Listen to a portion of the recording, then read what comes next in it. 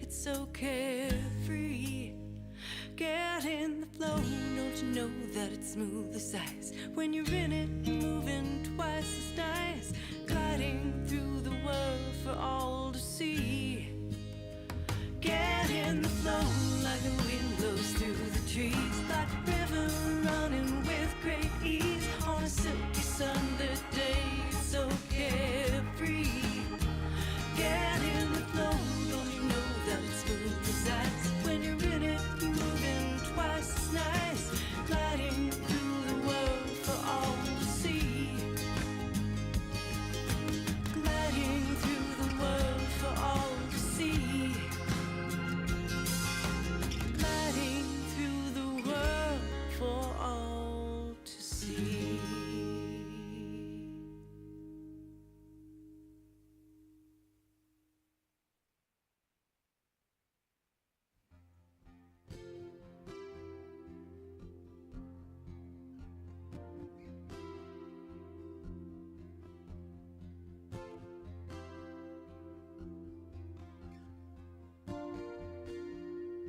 We are awakening to the calling of the mystic. Awakening in the flowering of the heart. Everybody here melting into presence, overflowing effervescence, rising in love.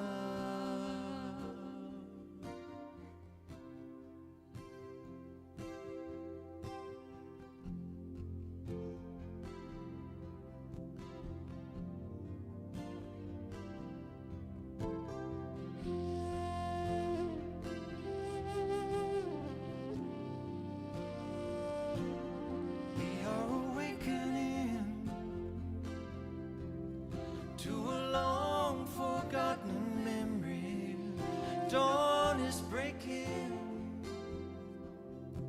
waves are coming in, and everybody here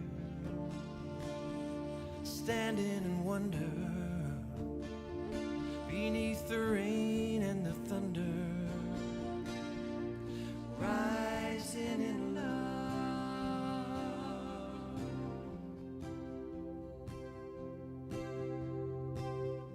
Om Shanti Satchidananda.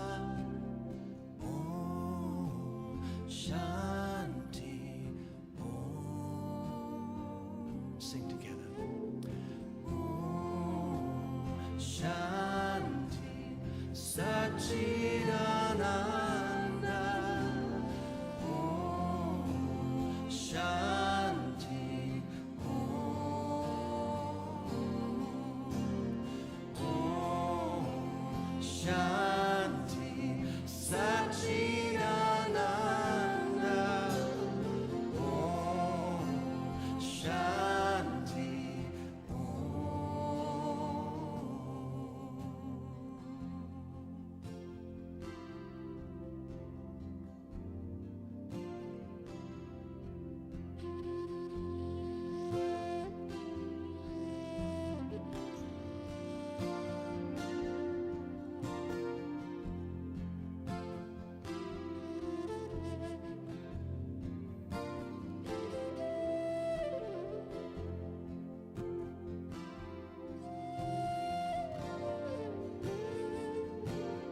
We are awakening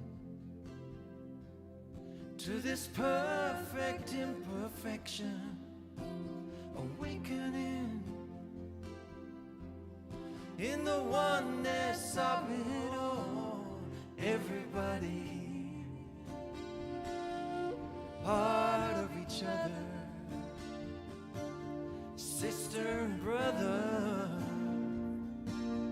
rising in love.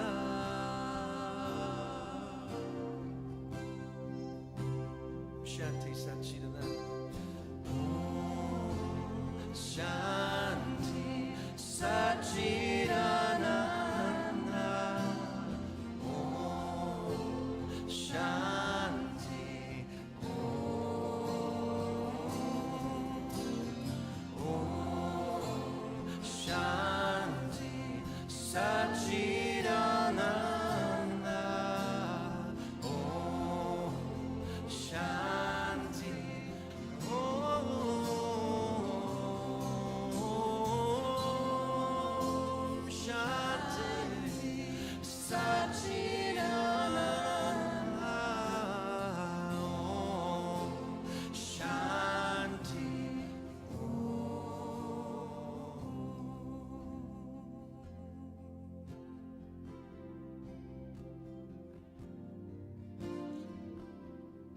We are awakening. Men, sing that with me. We are awakening.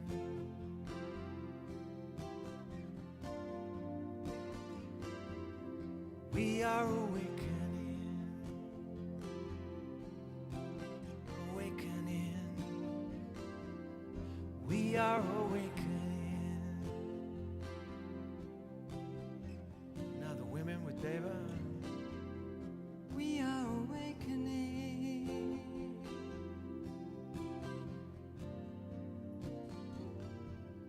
We are awakening. And bringing the voices together.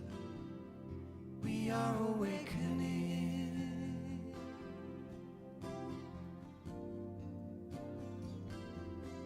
We are awakening.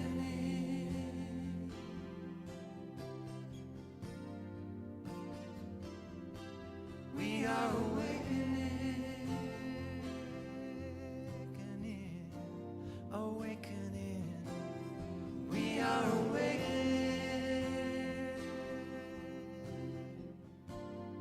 We are awakening.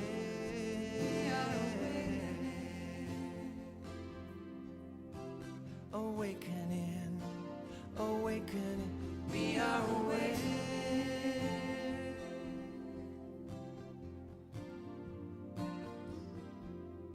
We are awakening.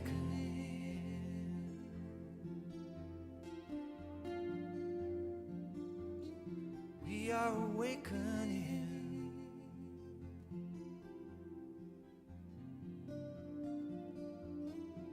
We are awakening.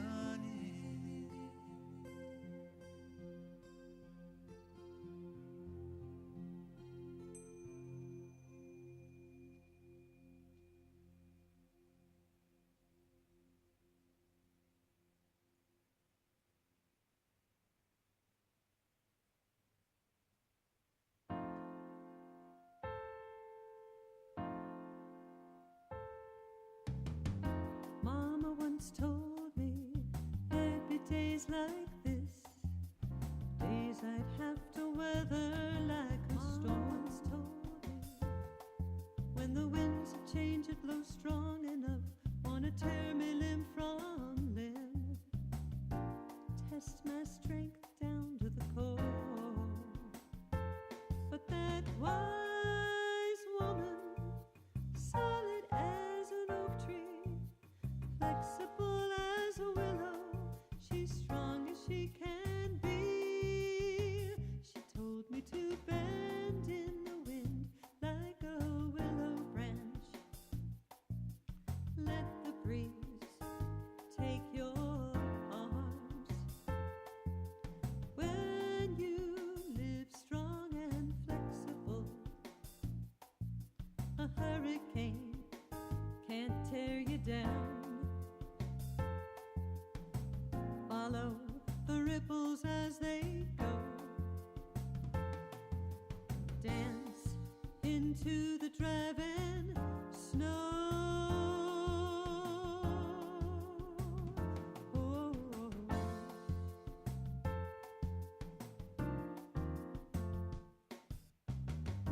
Resilient woman, she is a hero in my eyes. I see how she stays open in the wind. Life can be so fickle and suddenly change its course, but she is grace and she embraces everything.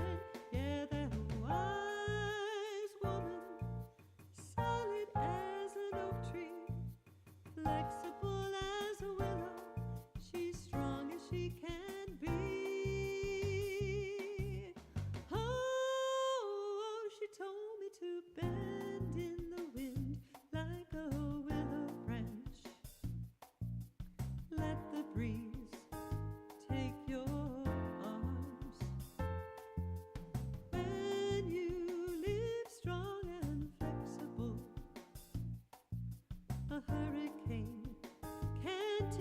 down. Columbine family. Take a person next to you. Say, God loves you and I love you too. Yeah, you can dance. Now feel the love in the sanctuary. Lift your voice and repeat after me. We come together. We come together.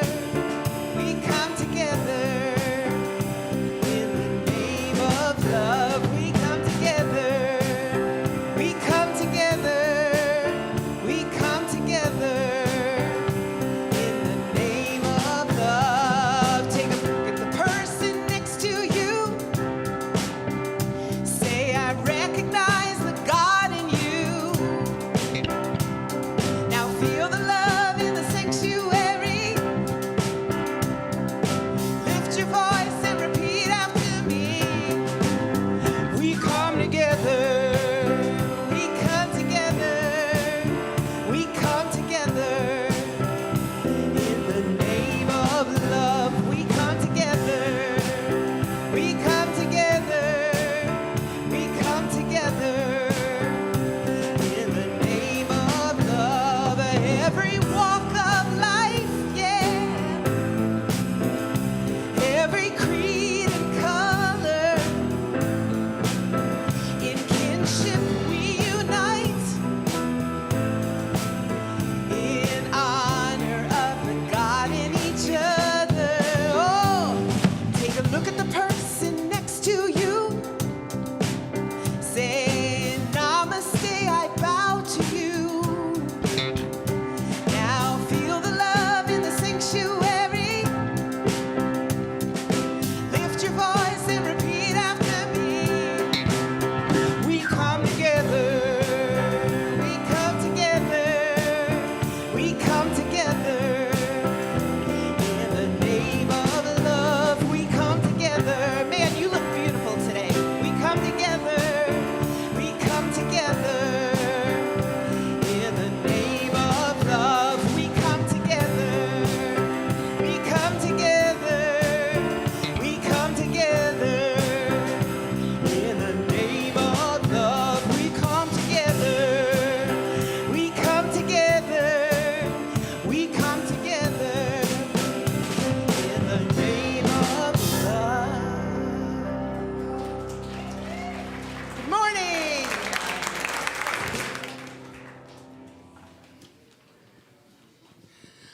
Good morning. Good morning. Our very own Laura Berman. Are we blessed Good or what? morning.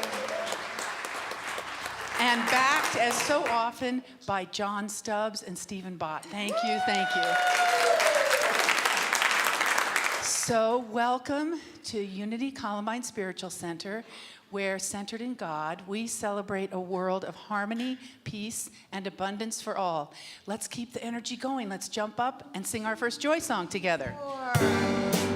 I know you know this one. This is one of my favorites. It's a call and response.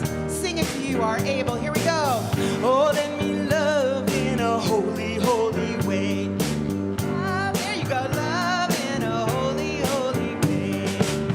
Oh, let me love in a holy, holy way. Let me love in a holy, holy way.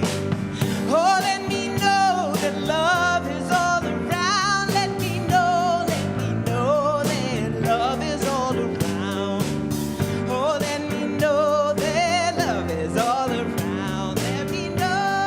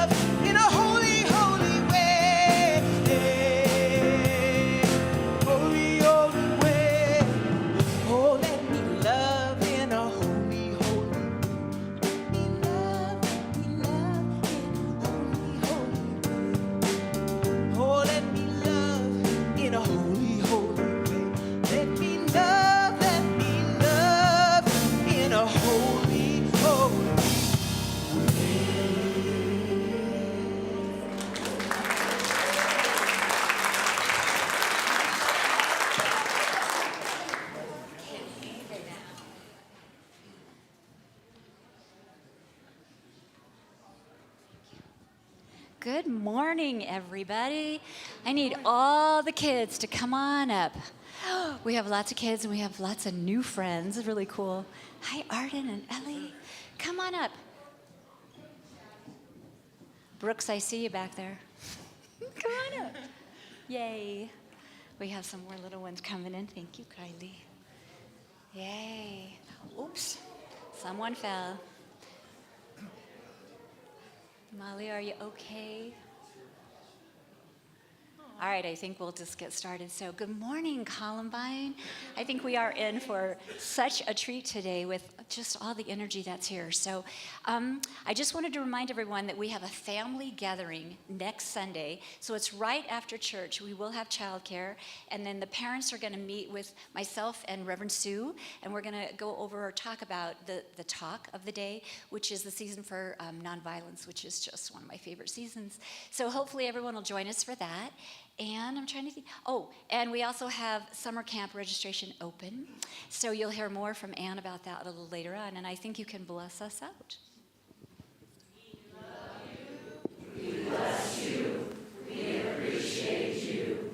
We see the Christ you are.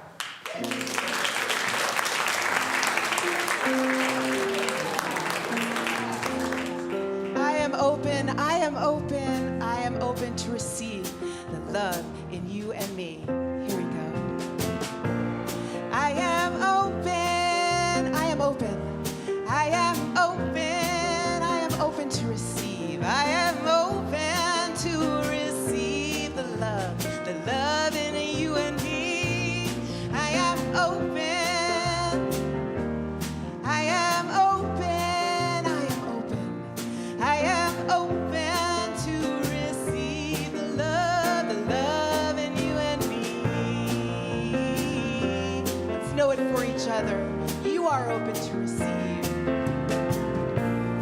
You are open. You are open. You are open to receive the love in you and me. You are open. I know you are. You are open to receive the love in you and me. The big finish. We are open to receive. Here we go. We are open. We are open. We are open to receive the love in you and me. We are open. We are open.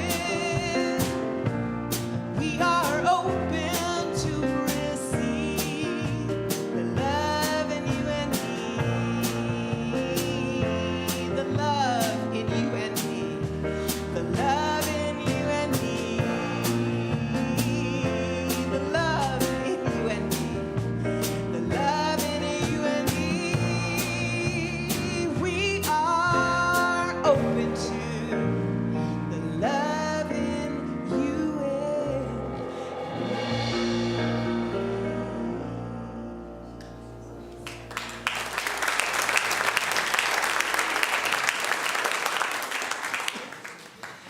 And now we settle ourselves for prayer and meditation time.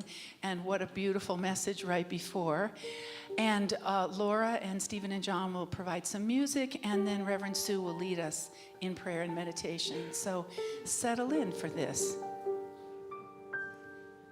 Let there be peace in my mind. Let there be peace in the earth.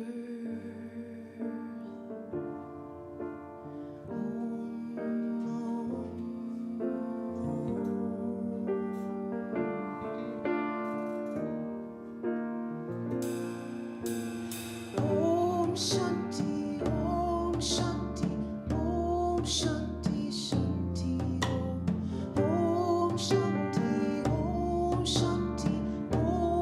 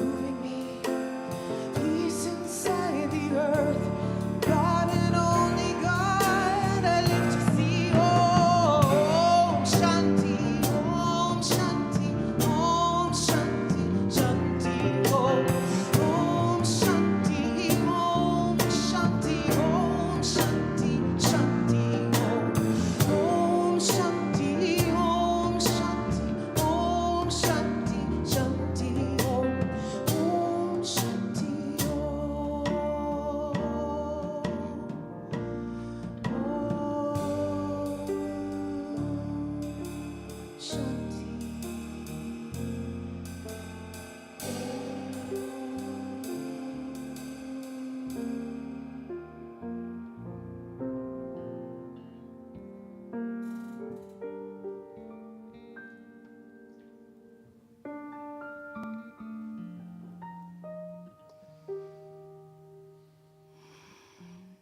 I invite us into a time of prayer.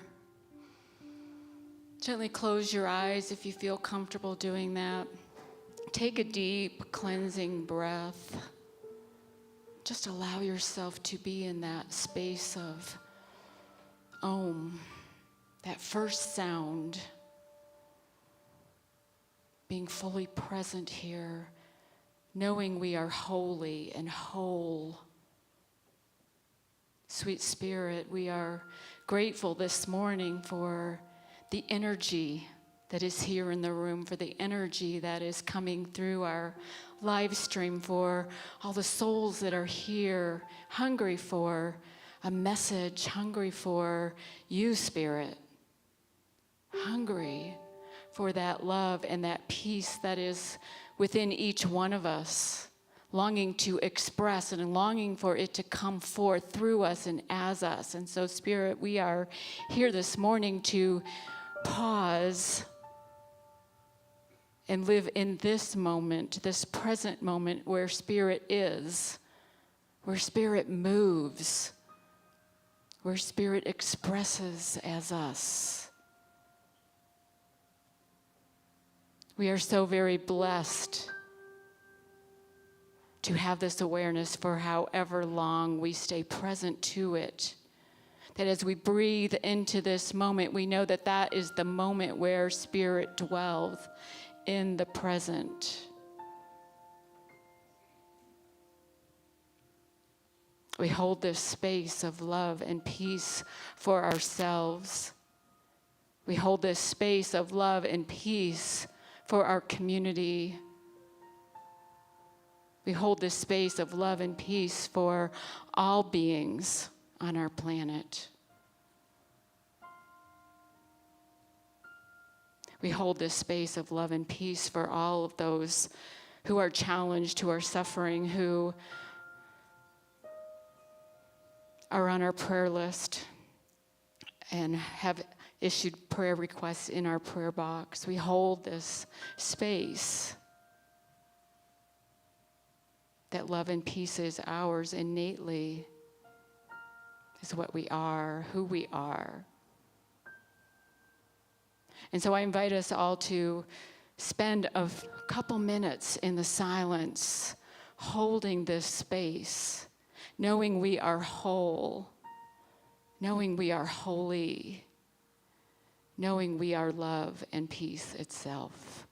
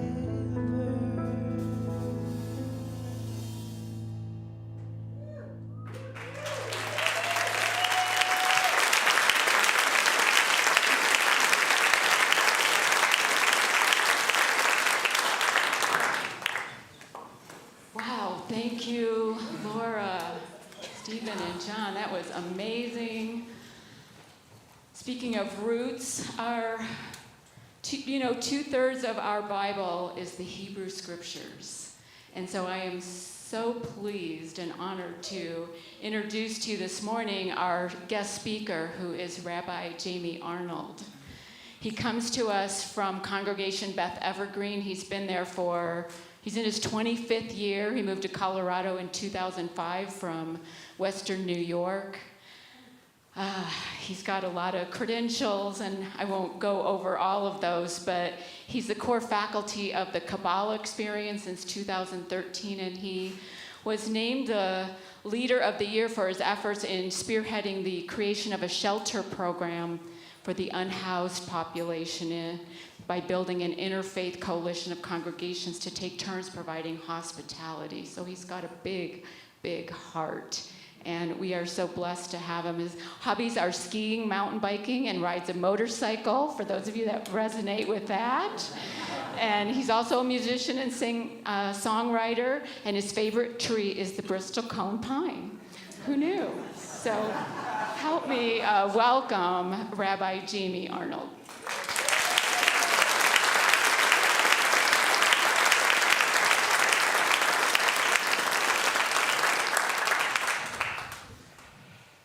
Well, thank you. What a warm welcome from Reverend Sue and Kevin and, boy, the musicians. And I feel right at home because, like you, I really love Laura Berman.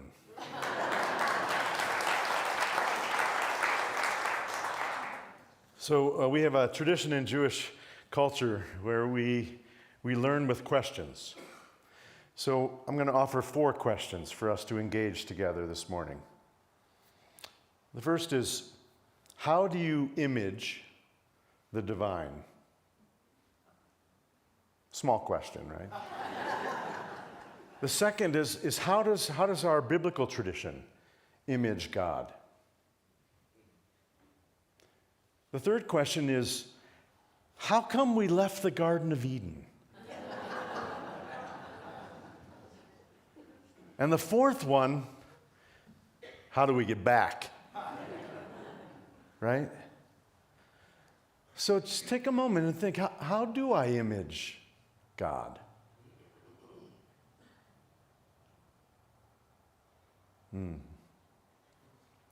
I work with a lot of 12 and 13-year-olds getting ready for bar and bat mitzvah. And sometimes I get one that says, you know what, though, Rabbi, I don't believe in God. And I say, well, describe for me the God you don't believe in.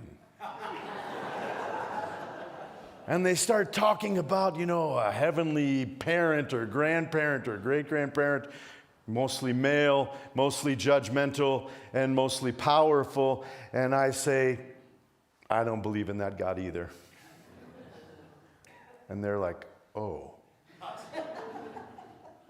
But wait a minute, you're a rabbi. So one of the things the Jewish tradition and biblical tradition has given the world is this image of the divine, this idea, let me put it that way, the idea of divinity as everything, that it's all God, that there's only one, or that it's all one, which is another way of saying it's not anything we can imagine. Something intangible to be made real needs a garment, needs a cloak, needs a veil, needs an image so that we can experience it. So the Bible is filled with images of the divine. And unfortunately, some points, junctures in history, due to various historical factors, the ones that became predominant were hierarchical, patriarchal, and judgmental. God is judge, God is father, God is parent. I'm here to tell you that is the minority. In fact, I challenge you to find an image of God in the Hebrew Bible that fits that picture. By far the most predominant images of God in the Torah, in the Bible, especially in the Psalms, are natural images. God as water. God as, since we're here, boulder. And since I live in Evergreen, God as tree. You will find far more references to the divine, accessing the divine through those images in the Bible than the picture, an anthropomorphic picture. Yes, in the Torah and the Bible, God speaks. All that is sound. How do you understand and experience sound without the image of speech? It's a metaphor. So, first two questions. How do you image the divine, and how does the Bible image the divine? Probably not how you thought. Right? So, I want to pull up an image of God. Today I want to talk about imaging the divine through the tree. So this coming Friday, I'll be joining you again, God willing, to celebrate two holidays. The Sabbath comes around every week, and a holiday called Tu B'Shvat. Try it, say it, Tu B'Shvat. Two is really great. It's a Hebrew combination of letters that actually represents numbers, and even though it sounds like two, it means 15. And on the 15th of the month of Shavat, that's the name of the lunar month, and the Jewish calendar goes by the moons, as well as the solar calendar. So on the 15th of the month of Shavat, since it's a lunar calendar, it's the full moon. The 15th of every single month is a full moon. And most holidays start on the full moon in the Jewish calendar. And so we have a holiday. We have 4 New Years in the Jewish calendar. We have a new year for human beings, and that's called Rosh Hashanah. That's in the fall. We have a new year for the months, the moons, the lunar cycle, which is at the beginning of spring. And that's the first commandment given to the Israelites, the Hebrews, as before they leave Egypt, is make yourself a calendar and make this the first month, the month of spring. Makes a lot of sense, actually, to begin a new year when especially in the northern hemisphere, things are getting green again and coming back to life. We have a new year for animals, for domesticated animals, and we have a new year for trees. A holiday for trees. Okay, goes back 2,000 years. Jewish Arbor Day, Tu B'Shvat. So I'll be celebrating that with you, God willing, on Friday, and we'll have a Shabbat Seder, celebrate the coming of Shabbat, and honoring the trees. So this is like a tease, a prelude to that. What are we celebrating? By the way, Reverend Sue didn't tell me when to stop, so you'll have to let. Maybe she hasn't heard the reputation of rabbis that they can go on and on and on. Right. So Tu B'Shvat. So you see, this is a holiday, a Rosh Hashanah Le'ilanot. And how do we honor the trees? So Sue mentioned I have a favorite tree. It changes. When I was young, it was the ginkgo tree. But when I moved out to Colorado, I encountered the bristlecone pine. The bristlecone pine. Who's gone up to now Mount Blue Sky, thankfully renamed Mount Blue Sky up by Evergreen? Everybody gone through the bristlecone pine forest? If you have not yet, it is one of the oldest, if not the oldest, living organism on the planet. The bristlecone pine, and it's in your backyard. So did you get the image? Did it go up there? There you go. There's an image of a bristlecone pine that Laura and I went up to see this fall. Again, up on Mount Blue Sky. And, this one looks like it's nice and isolated, but the next picture shows that it's not so isolated. So these are the trees that live at the tree line, where nothing else lives. There are no other trees, right? This is the last line of trees. That's what they call it, the tree line, before you get just basically rocks, right? And at this extreme climate, you have a tree that is older than Christianity, right? They cut down, there's a scientist who said he would try to pick one of the trees and see how old it really was, and it was more than 2,300 years old. 2,300 years old. Oldest organism we found on the planet, living organism. Of course, that one's not living anymore. And that scientist is feeling that regret every day. So imagine if you're going to try to perceive and experience and live, become an expression of divinity, the image you choose makes a difference. Another favorite tree is the aspen tree, which is really a weed, right? And the aspen tree is remarkable because it was considered for a long time the largest organism on the planet, because it's one root system of an entire orchard, right, of an entire grove, is one organism. It's not individual trees. Now that seems to me a very apropos image of the divine.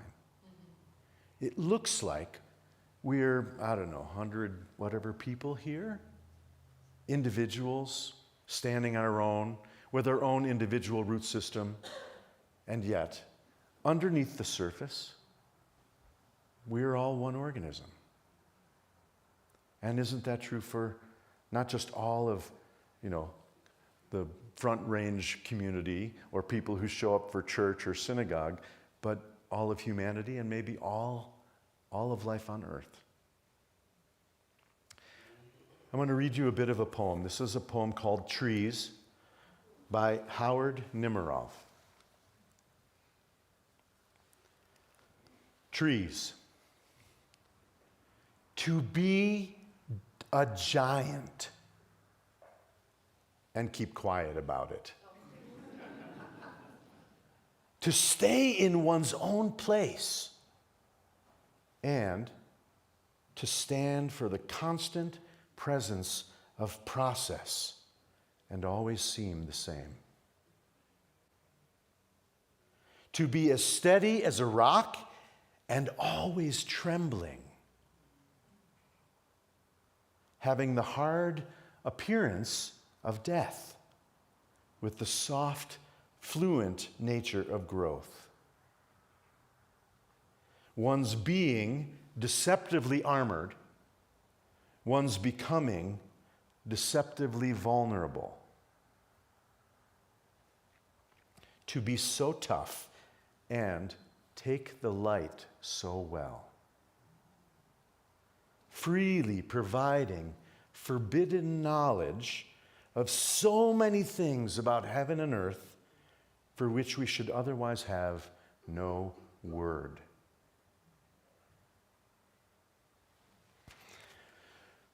That last phrase might be a definition of what we call Kabbalah or Kabbalah, of the Jewish mystical tradition. Something we can't describe, providing this sort of hidden or forbidden knowledge. Okay? So which brings us to our third question. How did we get kicked out of the Garden of Eden? Raise your hand if you know.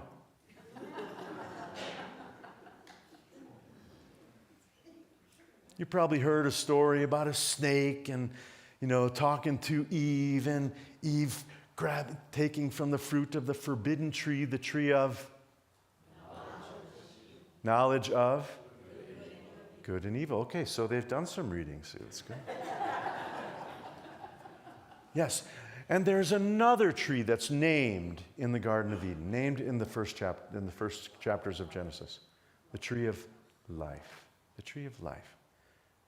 You hear stories in your Sunday school about the tree of life?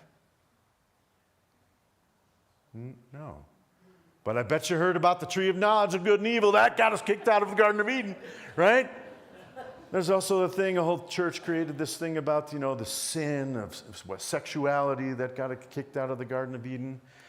Well, according to Jewish tradition, according to the sages, we were enticed out of the Garden of Eden for the sake of human evolution. And it was not a punishment. In fact, that curiosity that Eve showed, wow, that is a pretty tree. Wow, the fruit looks really good. And what's wrong with knowledge? That curiosity was celebrated. And it created an awareness of death that changed things for consciousness on earth. We can no longer live in the oblivion that it's all infinite. We are now confronted with a recognition of our finitude, the limits we have in this life. That is a kind of removal from paradise, right? If you say ignorance is bliss, knowledge is exile. But there's another tree. And actually, it's the other tree that God says, this is why we need the humans to leave the Garden of Eden. Because if they eat from that tree, they'll be like us. They will be divine beings and no longer mortal. That tree, the tree of life, is why we were asked to leave or pushed out of the Garden of Eden. The tree of life. But we know nothing about it. What is that? The tree of life, according to Jewish mysticism, is a map of God. And since you are made in the image and likeness of God, it's a map of how divine energy flows and manifests in you. In other words, it's a map back to the Garden of Eden, being who we are meant to be. And sometimes there's a gap between who we are and who we're meant to be. Well, actually, all the time.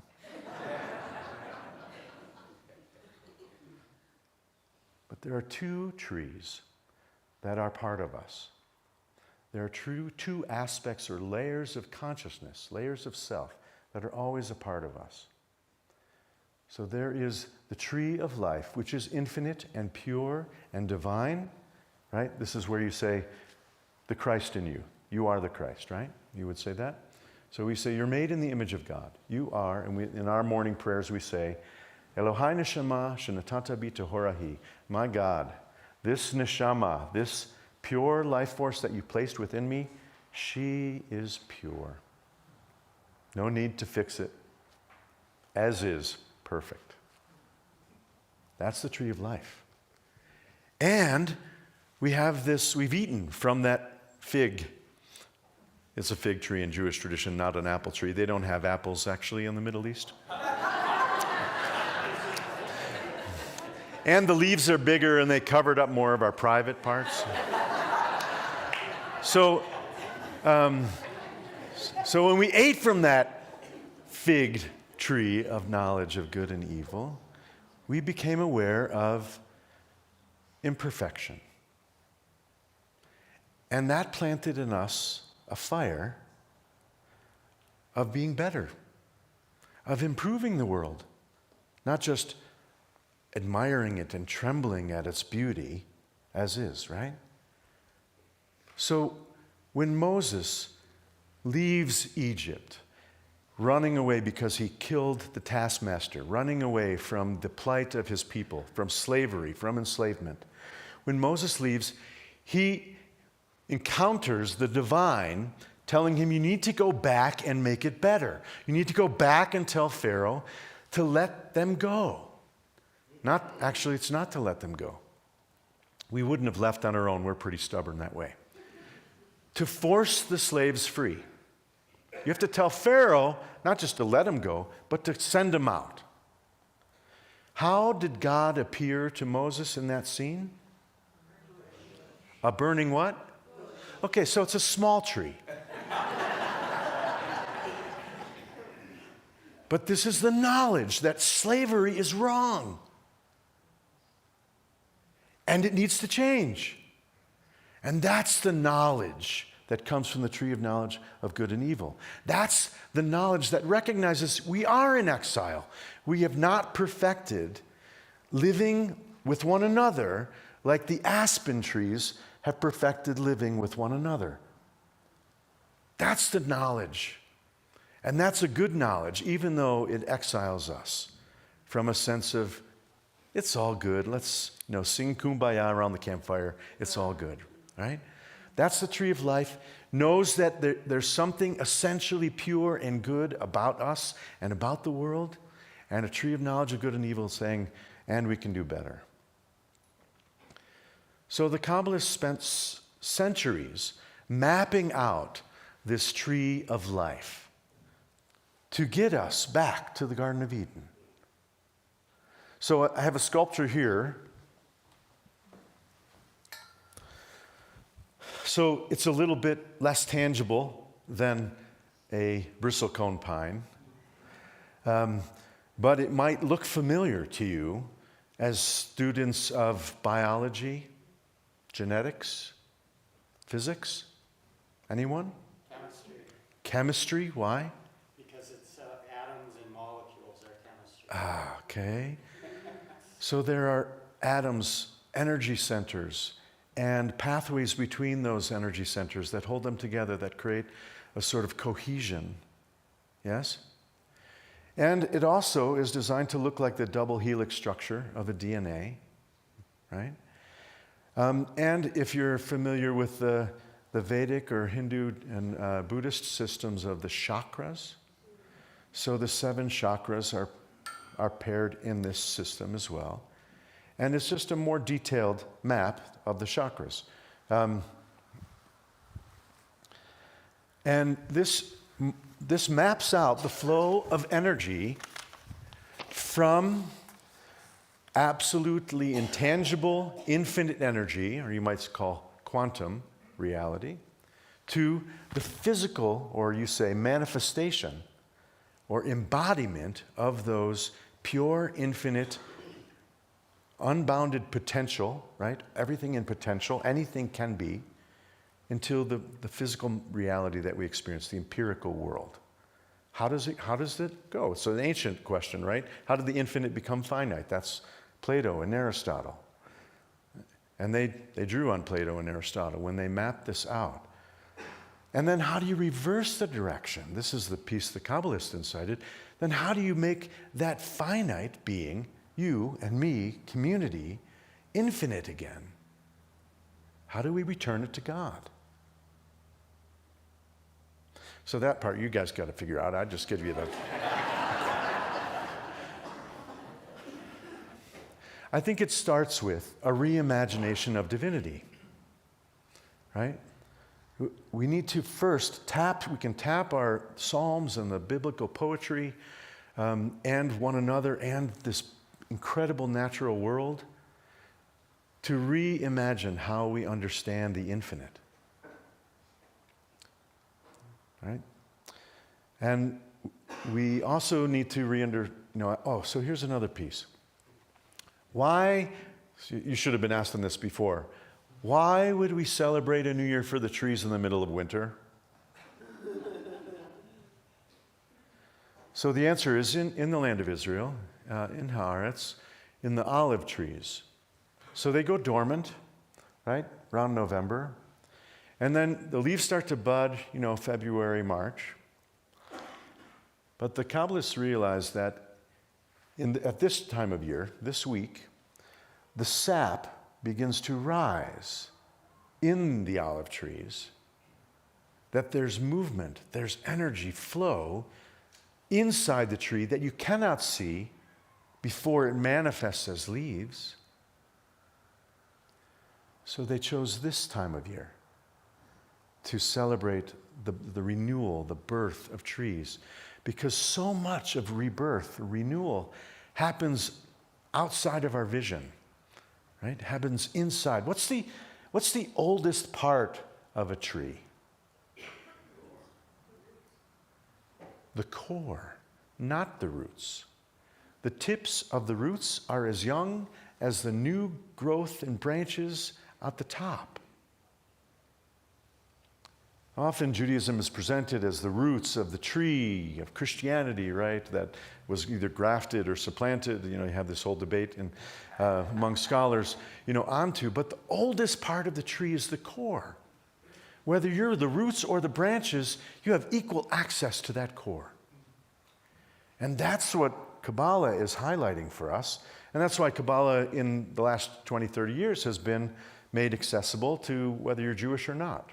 Right? The insights of that, because it's going to the core, which is, sure, it's being fed by the roots. I'm a big fan of roots and ritual. That's why I do what I do. And the movement, the core of it, is in the center, and that's the oldest part of the tree. So that's what I think we're here to access. And I think the way we turn to images of the God through the natural world, especially trees, right? This tree of life, that gets to the core, right?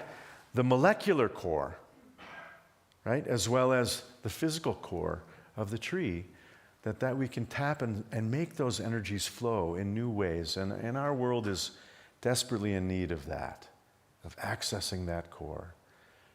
So we have a prayer that we say, which is exported or imported from the book of Proverbs, that is talking about chokhmah, wisdom, in the original source. And it says, "She is a tree of life to them that hold fast to her. And all of her supporters are happy. And all of her pathways are peace." The rabbis took this verse to refer not to just chokhmah, but what we call Torah. Now, Torah, the physical 5 books of Moses, the first 5 books of the Hebrew Bible. And at this time of day, when we're reading from the Torah, in the morning, after reading from the scroll, we roll up the scroll and we get ready to put it back in the ark. And we sing this melody. We sing this prayer. She is a tree of life to those who hold fast to her. And by the way, the Torah is on a scroll, and it has handles, and those handles are called trees. And so that's the image of God.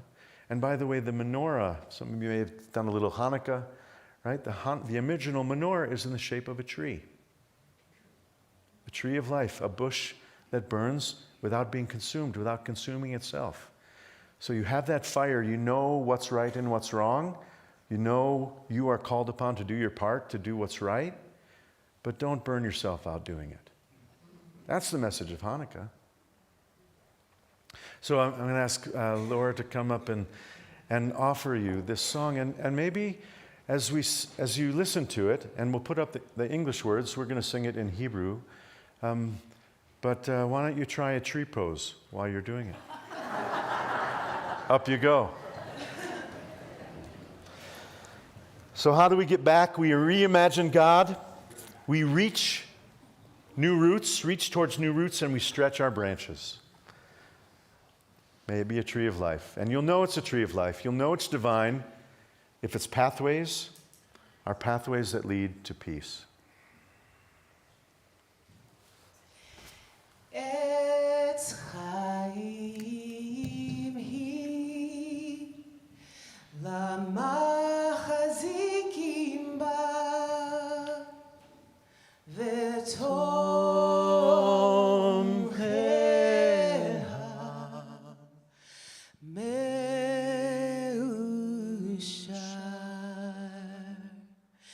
deracheha darcheno olam v'chol netivoteha shalom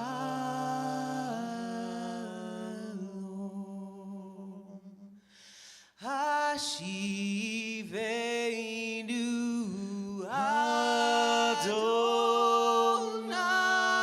Adonai elecha v'nashuva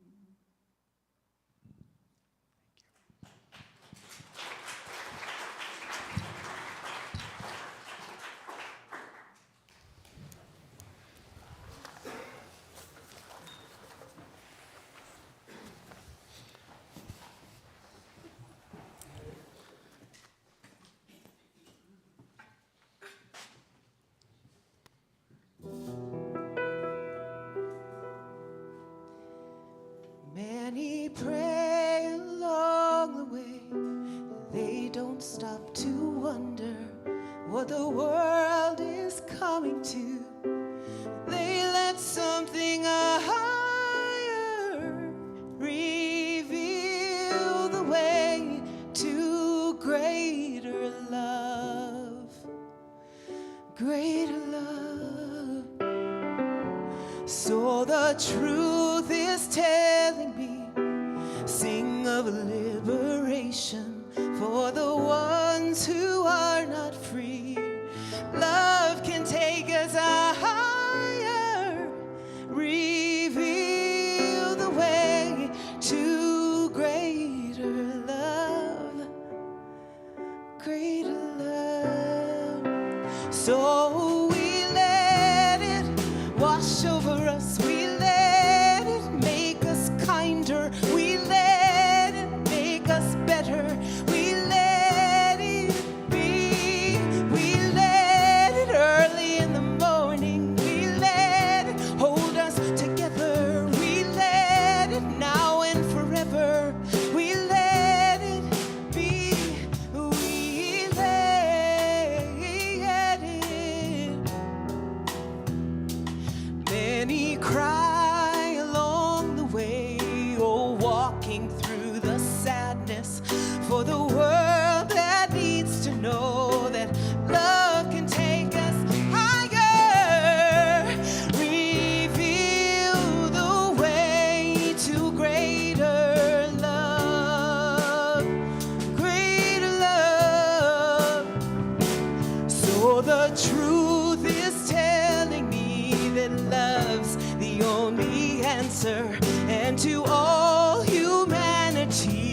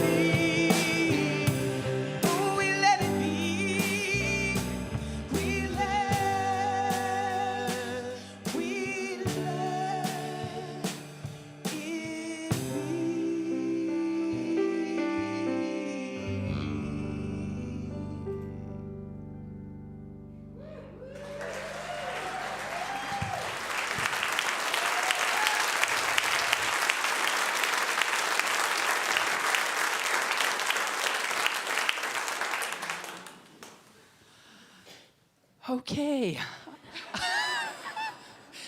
I need a moment, though I really hope you felt the love wash over you with that. Thank you, thank you, thank you.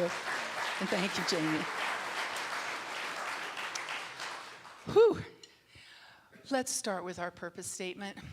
We commit to increasing our spiritual awareness, diversifying our community, manifesting our highest potential, and positively impacting the world.